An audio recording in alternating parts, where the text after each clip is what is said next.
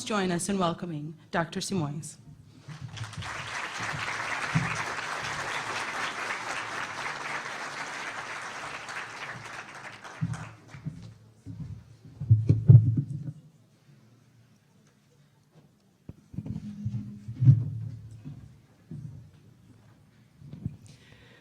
Good afternoon. Was there anyone sleeping? No. All right. We've had a pretty wonderful day so far, right? And I just would like to repeat once more before I start how honored I am to be here as one of the speakers today, participating in this event that's very dear to my heart. The celebration, let's see, of the 150th anniversary of the gospel. And we bring you today the topic, the role of incarnation in the discovery of the self. I'm going to switch hands. To start, well, we need to come to an understanding when I work. Okay. Let's see. Okay. I have pushed every single button. There it is. Okay. So let me start telling you a very short story about the eagle that was flying over the ocean and suddenly saw this fish jumping playfully over the waves. And the eagle aimed at the fish and dove with certainty and grabbed the fish, and pulling the fish out of the water, it starts to fly towards the Rocky Mountains where it had its nest, and the little baby eagles were waiting for food. But as the eagle reaches new heights, other birds also spot the fish and go after the eagle, go after the fish. And at a certain point, it started to attack the eagle. They started to hurt the eagle. And because the eagle was holding on to that fish, the eagle did not have the same power and the same ability to fight. And so, at some point, the eagle realizes that it's losing its strength. It realizes that it doesn't have anymore the power to fight and that it is bleeding. At that point, the eagle needs to make a decision. It will either hold to the fish and lose its life, or will let the fish go. And so the eagle also realizes that there are other fishes, there would be other opportunities, so without hesitation, it releases the fish. All the other birds go after the fish, struggling, fighting for it, and the eagle is able to reach new heights. We will return to this story in a little bit. Let's start first, right there, with some basic ideas in Spiritism. Allan Kardec asked the spirits what was the role of incarnation. And the spirits responded that God imposes incarnation for the purpose of leading spirits to perfection. Also, in the Spirit's book, we are going to learn that we are immortal spirits in a journey towards enlightenment. And this journey is comprised of times that we spend in the flesh, times that we spend outside of the flesh. And the flesh will provide with certain experiences and certain opportunities for us to reach awareness. Awareness of what? Awareness of who we are. Awareness of our essence. awareness of our true identity. And so, just like all of us here, we are incarnated. We are incarnated to have these experiences. In the process of incarnation, I like to think about it very much as the birth process. And what do I mean by that? When we are born, psychologically speaking, we have a sense, a very deep sense of separation from our mother. We have that very deep sense of separation from something that was so nice and warm and safe and comfortable, which was the womb. So we leave that safe place and we have the illusion that now, because we're outside, we are disconnected. And something similar happens to us in this stage of evolution that we find ourselves in. As we incarnate, as we enter the flesh, we also have this illusion of separation, this illusion of loneliness. And so we seek through our lives to connect back to the source, to connect back with who we are, to connect to one another. Dr. Brené Brown, who is a social worker, who has a TED Talk about the power of vulnerability, who has gone viral in the YouTube. She talks about connection being actually the reason why we're here. We're here for connection. She tells us that we are biologically wired for connection. Much of what we're going to be talking about in the first part of our talk today is about her work. And what we intend to do is to link the work of Dr. Brené Brown with the gospel. So she talks about connection, and in the Spirit's book, we learn that societal life is natural. We also learn that humans are endowed with faculties for a life of relationships. So the spirits have told Kardec that yes, we come here, we must live in a society, and God has given us the tools for this life in society, the tools for relating with one another. So we have feelings. We think, we're able to communicate in ways that no other species can do. And not only that, but humans must cooperate to progress by mutually helping each other. So no one can evolve alone. No one can reach enlightenment alone. We need one another. We need those connections in order to reach the kingdom of heaven. And so therefore, connection is most definitely the key for our evolution.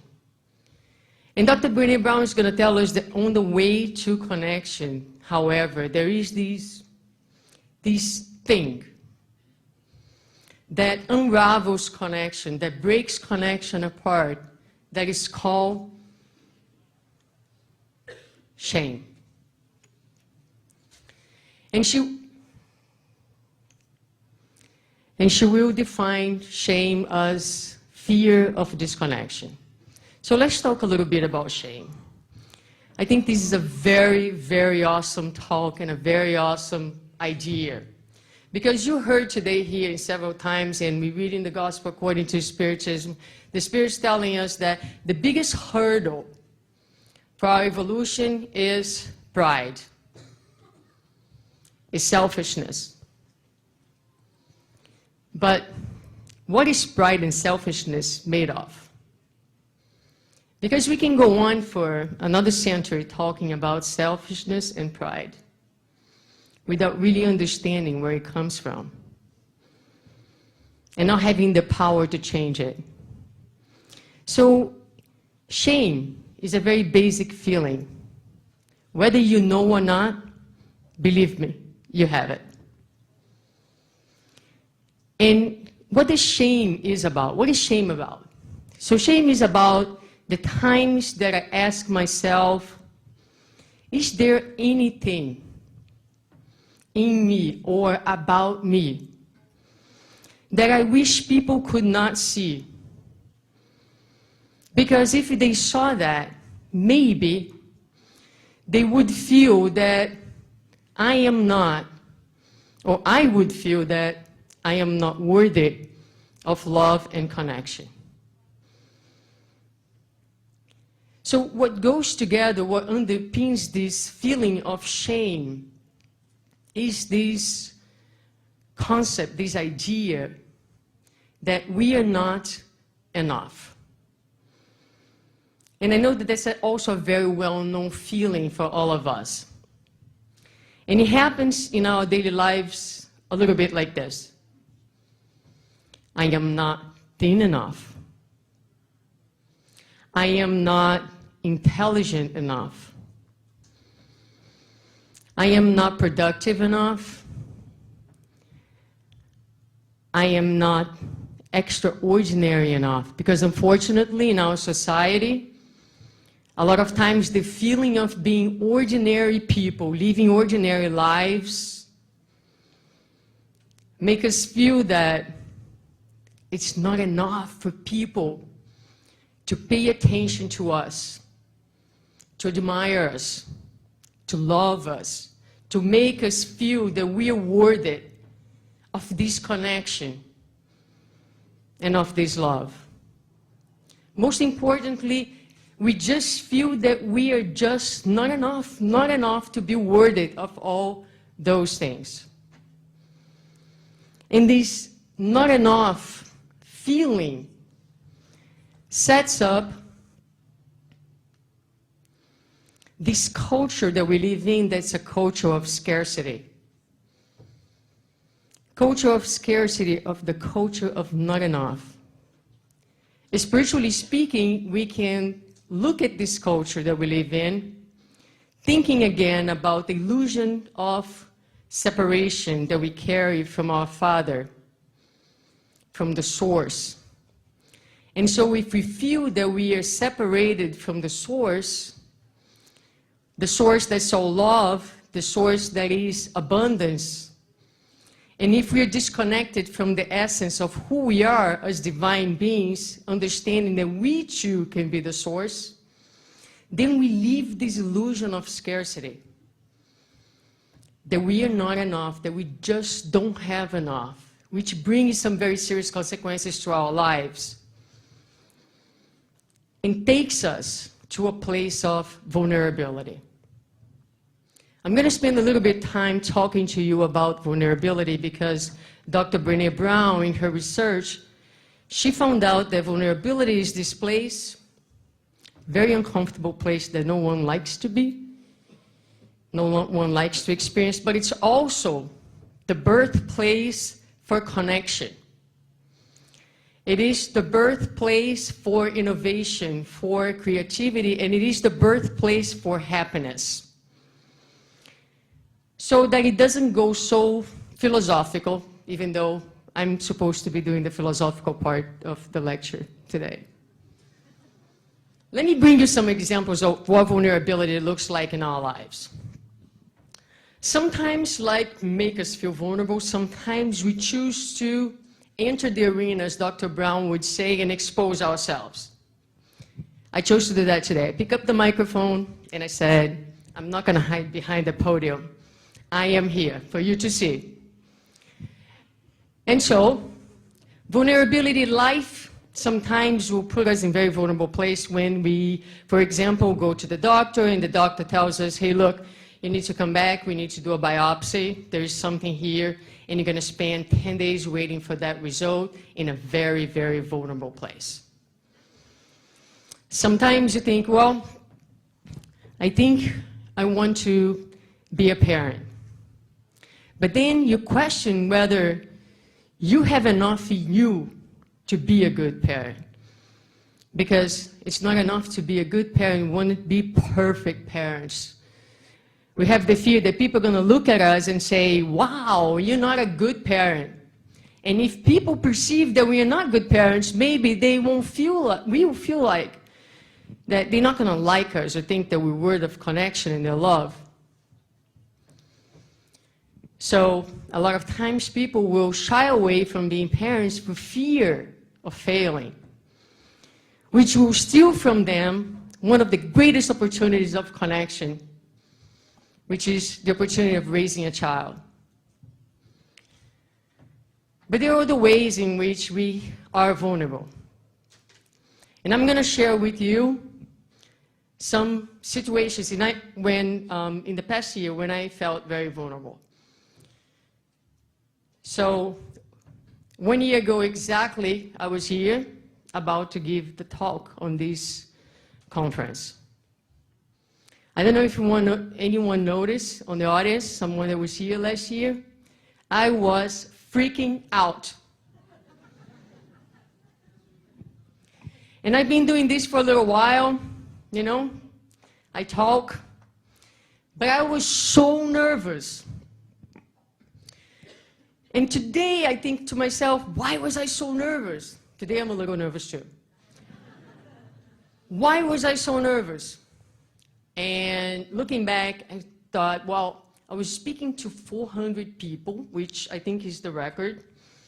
And so that means that you have 400 people looking at you, criticizing you, judging you, and perhaps one of them is not going to like what I have to say, is not going to like, maybe I will not be perfect when I am speaking.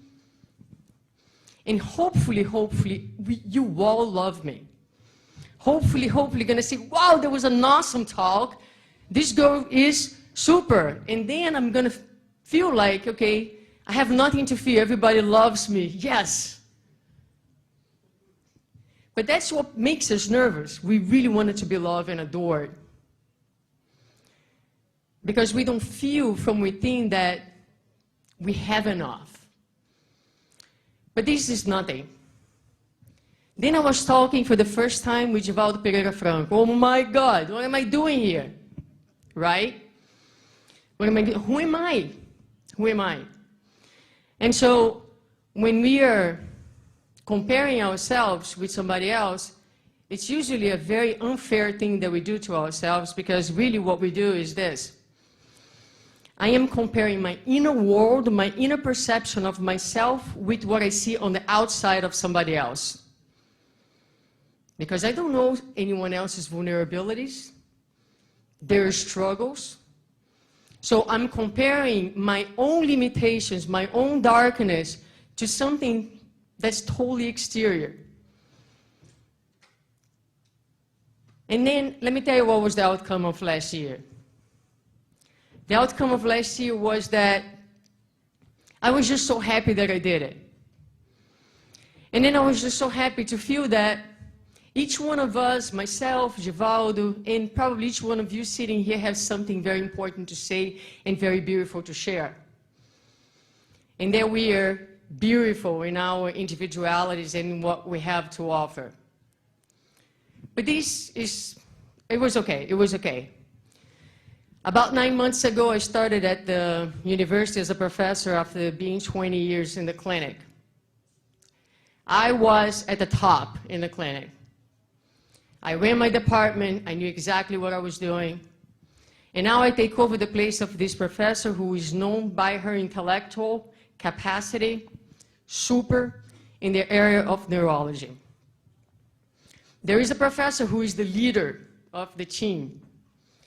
And so once in a while, we're sitting together and she'll make a reference and say something like, oh, this handout was made by Dr. Smith. And it's so great. She was so good at putting these things together. And I'm sitting there, and I feel myself shrinking. And thinking, oh my God, I truly wish that was me. And questioning, what do I have? What am I bringing to this table? But this is nothing. Then I gave my first class, the first subject last year, in the fall of last year. Luckily or unluckily for me, the subject was neuroscience, which is pretty dry class. in a class that has been traditionally very difficult and most of the students fail. All right, good luck. So there I go. Prepare myself to the best that I could, study. Thought that I had done a good job, get the evaluation from the students. They were awful. One of them said, Dr. Simoes clearly is a new professor. Yep. She's clearly learning with us. True? True. And I had this aspiration and this dream that I was going to be awesome. Because I want so much for the students to love me. And so at that moment, the ground just opened under my feet. And I was shaking to the core. But then this experience of vulnerability gave me a wonderful opportunity to sit back and to think, and you know what? They are right, and it is okay. They are right, and it is okay because they are talking about something very human. I had the courage to leave a very comfortable place and enter a new arena in my life. Embracing my humanity, embracing my limitations, giving myself a chance to grow. And this is okay. And even though they didn't think that I was awesome as I wish I was, I still recognize the value that I have, and I think that I'm still worthy of connection, and I'm going to continue to work towards doing a better job each time. So this is what vulnerability looks like, feels like. Vulnerability is this experience that opens a space within us to embrace the human that is in us, our own limitations, our own humanity, as Dr. Saloni was talking earlier today. Dr. Brené Brown was so disturbed by the realization that vulnerability, this very uncomfortable and painful place to be, is the birthplace of connection. That she looked at her data, she wanted to understand, part of the data talk about folks who felt they were worthy of love and felt they were worthy of connection, and the other part did not feel like that.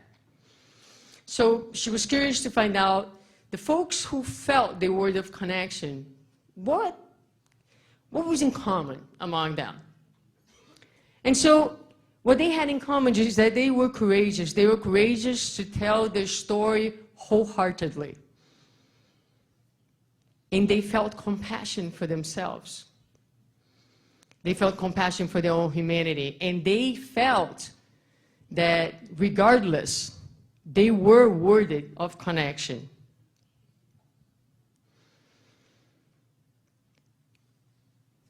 Please go back. Thank you. Back. So again, they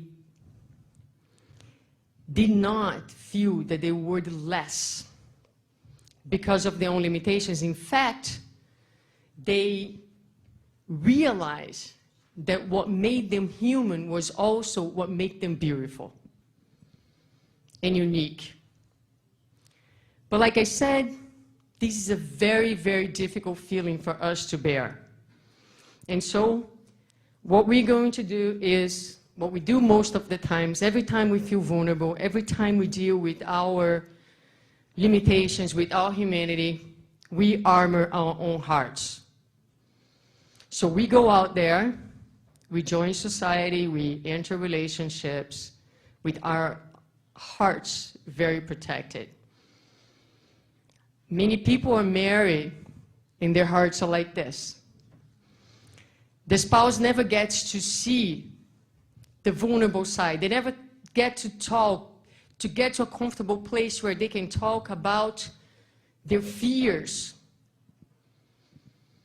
their anger, not in an accusatory way, but just like their pain, how hurt they are.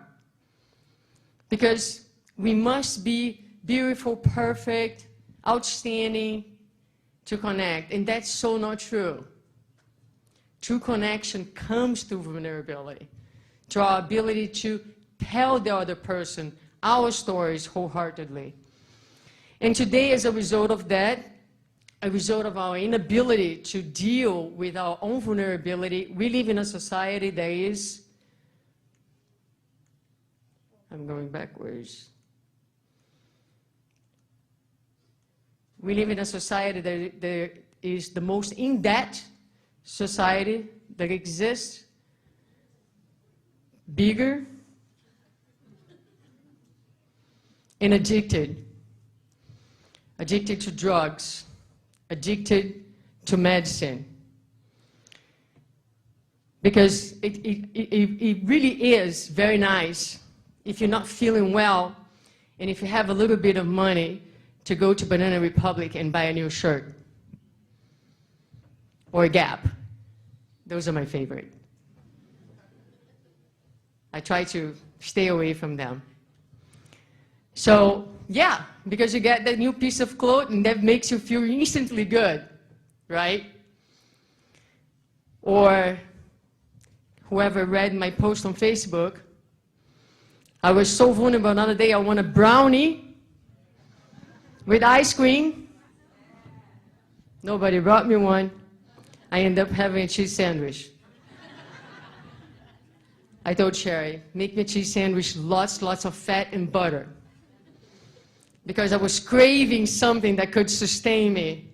Because I wasn't dealing with my own emotions too well. But so that's what we do. We numb our vulnerability. And a lot of times what we'll do is we project this culture of scarcity and these feelings of not being enough to our physical bodies. So now I'm going to be very vulnerable. I'm going to tell you something very intimate. So in dealing with my own body, I have always said, if I only didn't have this belly, and it is my, my sore part, it's like, I could just get rid of my belly.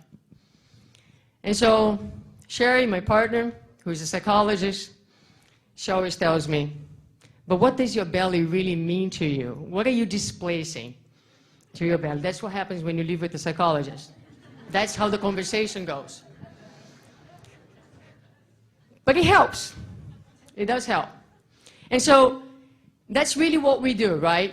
So we are constantly changing our physical bodies. Nowadays we can do that. So we take a little bit of meat here, put over here, take a little bit of meat here, put over here, and we are like moving things around, seeking to be enough, beautiful enough, perfect enough. Because maybe if my physical body is perfect, people are going to desire me, are going to want me, are going to love me, I'll be worthy of connection. The problem is, we fix the physical body, but the sense of scarcity remains within. That's not what the problem is. So much is displaced into the physical body that does not belong to the physical body. Belongs to something much deeper within ourselves. In this culture of scarcity and this way that we live is passed on to our children. So, and this is something that I always try to catch myself in dealing with my own kids, right? So we tell a kid, oh my God, you're so beautiful, you're so perfect. And yeah, we're all perfect beings, right? But we're not going to be perfect all the time. We're going to commit mistakes. And it's important for our children to know this, that if they fall, it's okay. We have been hardwired for struggle. We have been hardwired to have the strength to get up again. And even if they fall, even if things don't go perfect, it's still the word of my love and my connection. So that maybe as they grow up, they will grow up with a different perspective. They will grow up accepting and dealing a little better with their own humanity. So, vulnerability, the ability of being humans, really makes us all equal. If we can bear that, if we can embrace that in us, we'll be able to embrace in the next person. If we're able to be vulnerable in our relationships, in our spiritist centers, where we seek to be morally elevated at all times, where we seek to be perfect, angels at all times, God forbid someone makes a mistake. God forbid I have a bad day, right? We are so compassionate. So, but if we open a space in our religious temples, in our families, in our jobs to be human, we are opening a space for true connection. Because I can come to any person and say, I'm so sorry, I was having a really bad day. I'm so sorry, I'm feeling hurt. I'm so sorry, you know, whatever the case was, it creates an environment where people feel it's okay to be human, we all human, and opens then space for forgiveness and for true connection. So I want to bring you a poem from one of my favorite books that's called The Invitation, which is a poem that invites you to take this place, to take this seat of vulnerability. And it goes like this.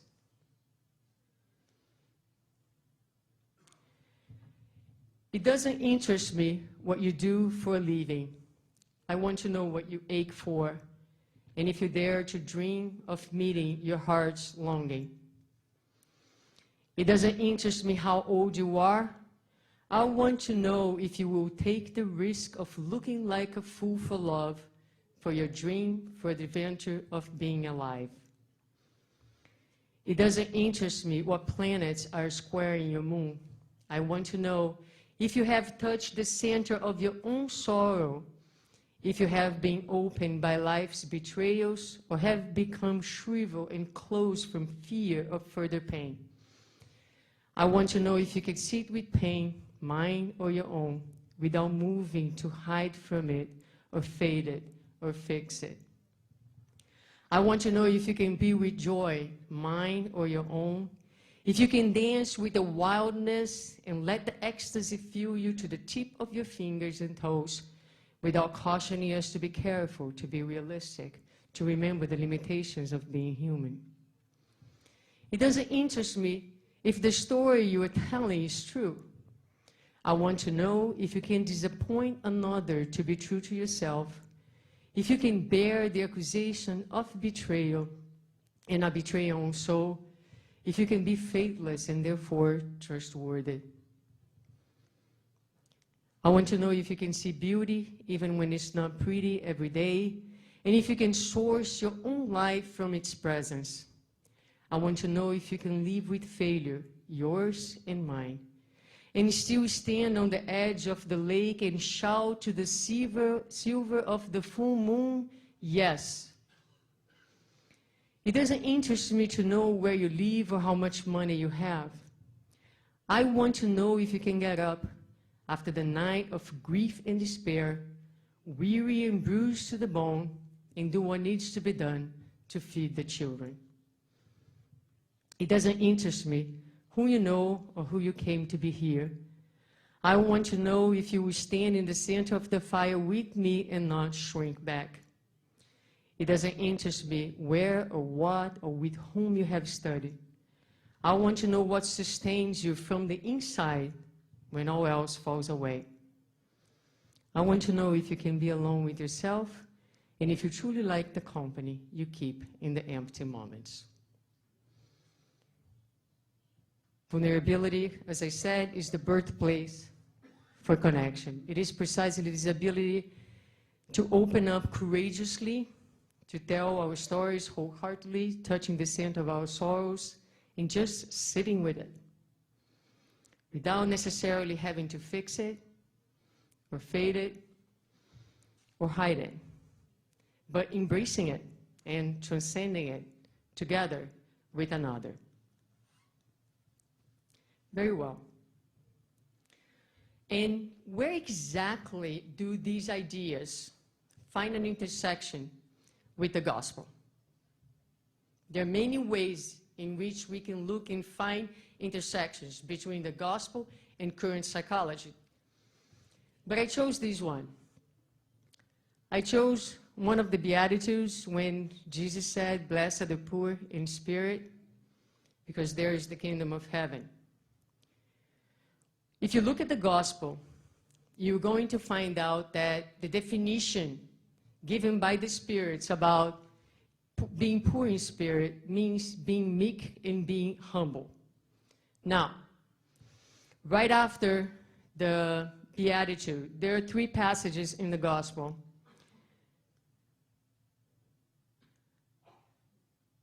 I'm getting beat up by this. Can you please switch? One more, right there. Thank you. So, in the first one, the apostles will ask Jesus, who is the greatest in the kingdom of heaven? And Jesus is going to call the little child that's passing by and puts the child on his lap and says, you know, if you want to be the greatest in the kingdom of heaven, you need to be like this little child. And then in another passage, the mother of, blanking on the name, but the gospel is right here, so I'm going to open it.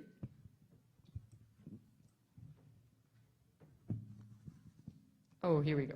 The mother of the sons of Zebedee is going to approach him, and it's going to ask him if one of her sons could sit on the right side and one of the sons could sit on the left side in the kingdom of heaven. And a dialogue is going to go on, and then at some point Jesus is going to say, but let him who wants to become the greatest be your servant. And on a third passage is a passage where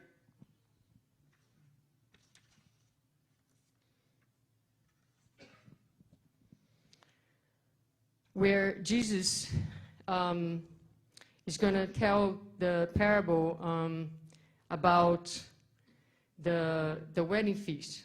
And he's going to say that whenever you are invited to a wedding feast, do not take the best seat for fear, and this is, I find it to be so interesting, for fear that among the guests there might be a person who is more distinguished than you. And so that the one who has invited you will not have to say to you, give your seat to this one. And so he invites us to go and sit in the lowest seat. Okay, so all these passages, what they're really doing is they're inviting us to be little. They're inviting us to be humble. They're inviting us to be meek. The gospel, the Spirit Lockward there in this passage of the gospel is going to tell us that humility is one of the most forgotten virtues by humanity. And now it becomes a little easier to understand why, after everything that we have said. For us to be humble, we must be living in a culture of abundance, not in a culture of scarcity. Because the culture of scarcity creates this fear that someone, just like Jesus said, is more distinguished than us, and places us in a position of competition. We are always trying to be better than someone else. We are always competing for the best seats, to be the distinguished one so we can be worthy of connection. When we are living in a culture of abundance, when we are connected to God and to God within us, and therefore to the other, there is no longer fear. We're going to recognize every single person just as special as we are. There will be no need to being better than anybody else, because we are going to understand that we are all worthy of connection no matter what. And at this point of time, we will be able to cooperate and not compete anymore as we have been doing. Divaldo Pereira Franco, in one of his lectures analyzing precisely this passage, he also brings another very interesting consideration. He looks at it and he talks about poor in spirit. He brings together the idea of to have and to be. Because we don't have enough sense of being, or because our sense of being is so lost, which one of you wake up any day of the week and your first thought is, oh my God, I am a divine being? If you do, you're ahead of me. All right. How many times during any given day do you feel divine? Maybe when I'm sitting at the center doing a prayer and I feel the spirits next to me and I have some goosebumps. Perhaps. Right? So that's not something that we identify with. So what we do, we wanted to have. Because when we have, that gives us a sense of being. So we want to have power, we want to have money, we want to have youth, we want to have health. We want to have. And by having, get this idea, this illusion that now we are something. So if you're very intelligent and have a lot of degrees, then you are somebody. Or if you're super beautiful, yeah, you are somebody. But if you're only ordinary, poor you, right? Go buy a car. A nice one. So people can look at you and say, wow, you are somebody. You got this brand new Lexus. Sure, very good, right? But the problem with that is that everything that we have, we're going to lose. We don't keep our beauty, we don't keep our health, we don't keep our car, we leave it all that behind when we go. I like to tell, usually on my lectures, something I said to people, let's do an exercise. So imagine that you are all discarnate, and so you don't have your physical body anymore. So you're no longer Marcelo, I'm no longer Suzana, because I'm Suzana here. That's the name that my mom chose to me and my dad, right? But I've been Virginia, I've been Charles, I've been Maria, and so who am I? And then I'm no longer a doctor of physical therapy. I've been a nurse, I've been a truck driver, God knows what else. So if you're not any of that, any of these material things, who are you? So try for 1 second to think, who are you?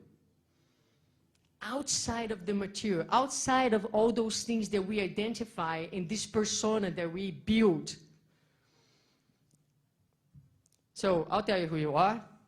You are the sum of your knowledge, and you are the sum of all these virtues that you have developed and you have inherited and are within you. That's who you are. Outside of that is just temporary stuff. So we lose these things. Now, don't take me wrong, there's absolutely nothing wrong about wanting to have a new car. I bought this new suit to speak to you today.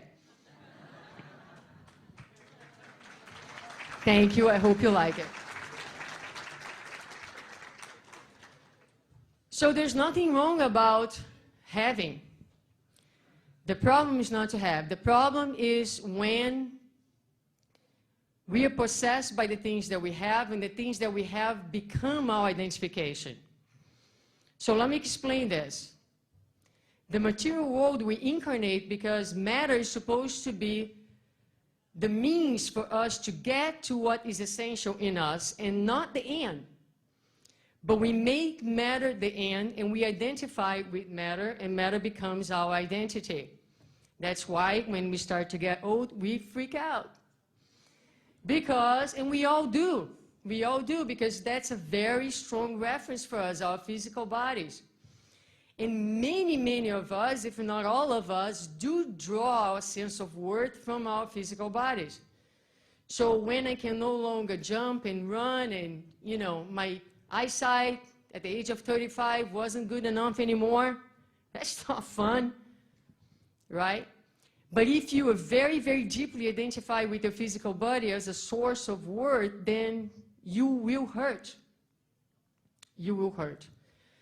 So that's exactly what happened with the wealthy young man that Jesus tells us the parable. So he approaches Jesus and he says, Lord, I'm ready to follow you. And Jesus says to him, do you know all the laws? Yes, Master, I know all the laws. Are you doing all your duties, following all the commandments? Yes, I am. Okay, so go home, leave all your fortune behind, and follow me. Later. The problem with the young man is not that he had a fortune. The problem with the young man is that he was possessed by the fortune that he had. And so the parable goes on, and what we learn is that this young man, who was a very young and strong man and used to compete in the games of the time, he goes back that day for a competition, and an accident happens, and he dies on that same day. Which brings us back to the eagle. Different from the eagle, he couldn't let the fish go. And instead of reaching new heights with Christ, he's lost his life. And so the exercise that we are called to do in our lives is to immerse in this physical realm, to learn to let it go, to learn to use it without being possessed by it, and to use the resources as a means to get to our own self. And so the gospel will tell us, let each of you tear down little by little the altars that you have erected to pride.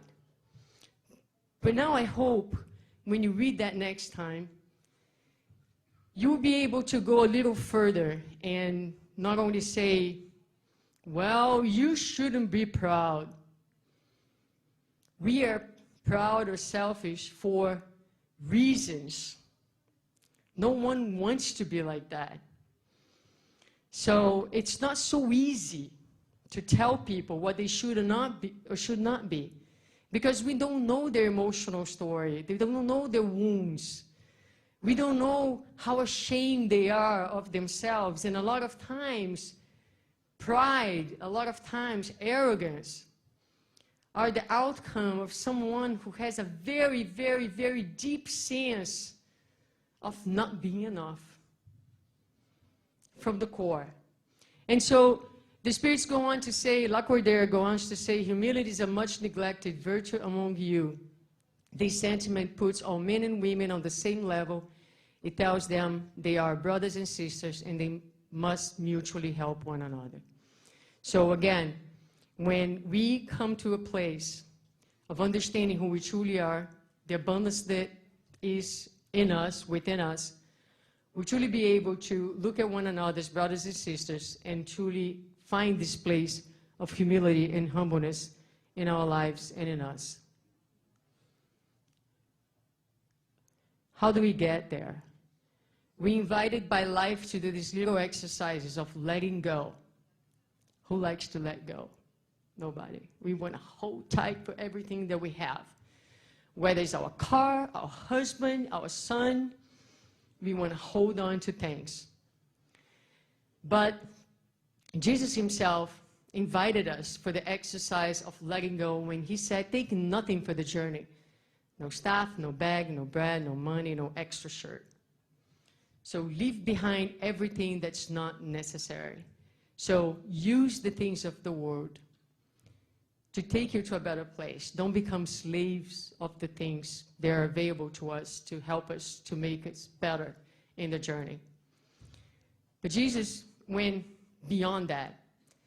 He not only said that we should take nothing, he also said, whoever wants to be my disciple must deny themselves and take up their cross daily and follow me. So don't only leave your stuff behind, leave your ego behind. Leave all these identifications with the things that are material and do not speak to your essence. Eckhart Tolle, in the book A New Earth, he speaks about humbleness in a very, very awesome way. And so he proposes something similar that I just said to you. He said, when you meet someone, try to meet that person just with your essence. Leave behind this identity that you built for yourself. And so, you know, we become doctors, we become this, we become that, and there's nothing wrong with that. It's good, it's good. It's good to study, it's good to learn. Again, the problem is when all your sense of worth is being drawn from a title, and that makes you feel superior than somebody else. That's what the problem is, right? So he proposes that we meet people just like, you know, when I meet Daniel, I'm in front of Daniel, just me, with my love, with my presence, with my energy, and he with his love, with his presence, with his energy, and that's all we need to connect, because everything else really does not matter. It's a meeting of essence, not a meeting of ego. So Jesus proposes us that in our connections that we deny ourselves if we want to follow him. And then the message that we wanted to leave for you all today is this one here. That as we leave here, as the poem says, don't be afraid. Don't be afraid of your own pain. Don't be afraid of your own darkness. Most important, don't be ashamed of anything that you feel. Because your story, your emotions, your feelings are so yours. It's no one else, and that's what makes you you. And that's what makes you such a beautiful person. And yes, we need to learn to be humans before wanting to be angels. And yes, as a spiritist, we are invited, know thyself. Know thyself is be courageous, and courage comes from this ability to recognize, yeah, I really want attention. I really want people to look at me. And why do I want that? I want that because I'm not yet in this place of abundance. So you do what I was able to do this time with my students. I'm not always able to do that. But I took this moment of vulnerability because I did choose to enter the arena. And I said, let's give Suzana, the human Suzana, a big hug and congratulate myself for being so courageous, right? And so we need to be able to do that. And then, as you do that, you realize that yes, even though with all the difficulties and all the problems and all the darkness, we are enough. And more than that, each one of you are worthy. And it's not about coming here to receive abundance. You are already abundance. When in Spiritism we hear, without charity, there is no salvation, we should not hear this sentence as something that we need to do out of duty. Okay, you're a spiritist, you came to the Spiritist Center, make sure that you are charitable. Because if you're not charitable, there will be no salvation for you, right? Let me tell you what's the really, really big thing, key about this. When you start being charitable, okay, I'm going to do the water at the Spiritist Center, I'm going to, I don't know, clean or whatever, or any little thing that you can do. Charity is love in action, as defined in Spiritism. So you start giving. You start giving. Give your time, right? Put your love out there in the little things that you're doing. Then suddenly you're going to realize, wow, I am loved. There's love within me. And then you give more. And you think you would be depleted? No. Because little by little, the more you give, the more you realize that you have in you.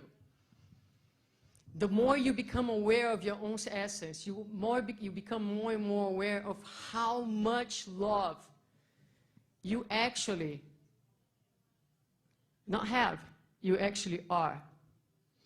Just waiting for you to put into action, to activate and to manifest on your daily lives. And Jesus, knowing that, after the Sermon on the Mount, he made sure that we knew that we were the salt of the earth and the light of the world. So he spoke to us and he said, hey, you are so good. You are so important. You are so unique. I'm going to give you a mission. Be the salt of the earth. With your love, with your uniqueness, please preserve the message. Please give life a different taste. What does that mean?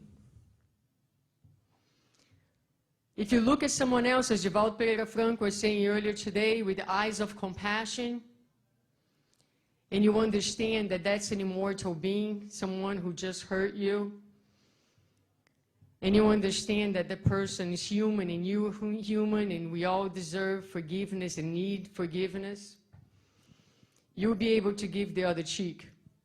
You'll be able to show that person that there is indeed with the gospel a new paradigm of life being offered to us. And by doing that, by bringing this new reference to our lives through our behaviors and through the manifestation of love, we will give life a different taste.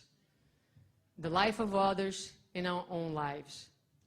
And little by little, through this exercise, we are going to come to realize that, yes, we are light.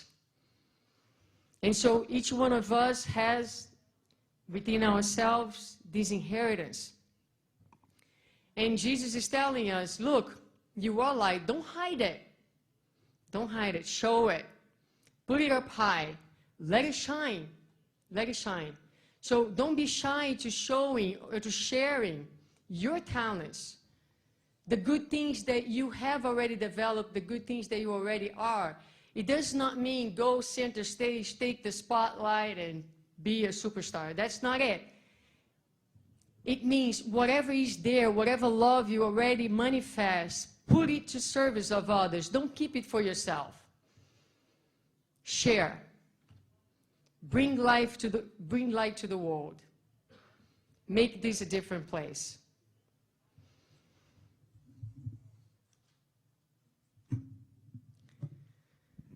So again, I always find very interesting and I always find very fascinating how we can pick up something that is on a TED Talk today. Millions of people have watched this TED Talk, The Power of Vulnerability. Millions. And link with a book that was published in 1864 by the greatest psychotherapist of all times. So when we think about a book, when we think about a message to give out to our friends, or if we think about a book that we should be reading every single day of our lives, please. It is the Gospel according to Spiritism. Thank you, and please remember, you're absolutely worth it. Thank you.